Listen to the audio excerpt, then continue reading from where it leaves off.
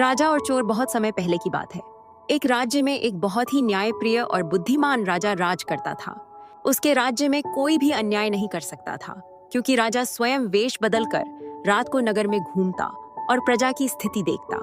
एक दिन राजा को खबर मिली कि नगर में एक चालाक चोर आ गया है, जो बड़ी होशियारी से चोरी करता है और कोई उसका पता नहीं लगा पा रहा है। यह सुनकर राजा ने तय किया कि वह स्वयं उस चोर को पकड़ने का प्रयास करेगा।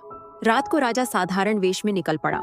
कुछ ही देर बाद उसने देखा कि एक आदमी बड़ी चालाकी से एक व्यापारी के घर में घुसा और बिना कोई शोर किए बहुत सारा धन चुरा लिया।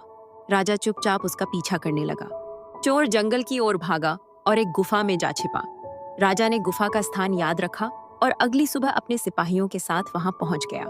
चोर को पकड़ लिया गया और दरबार में लाया गया। राजा ने पूछा, तू इतना चालाक है लेकिन चोरी क्यों करता है? चोर बोला, महाराज, मैं गरीब हूँ। बचपन में मेरे माता पिता नहीं रहे, किसी ने मुझे सहारा नहीं दिया, पढ़ाई भी नहीं कर सका। मजबूरी में चोरी का रास्ता अपनाया। राजा उसकी बातों से प्रभावित हुआ। उसने सोचा कि यदि इस चोर की बुद्धि का सही उपयोग किया जाए तो यह राज्य के लिए लाभदायक हो सकता है। राजा ने आदेश दिया कि चोर को दंड देने के बजाय उसे शिक्षा दी जाए और दरबार में एक विशेष सलाहकार के रूप में रखा जाए। चोर ने भी वादा किया कि वह कभी चोरी नहीं करेगा और ईमानदारी से जीवन बिताएगा। धीरे धीरे वह चोर राजा का सबसे चतुर सलाहकार बन गया और राज्य की भलाई के लिए काम करने लगा।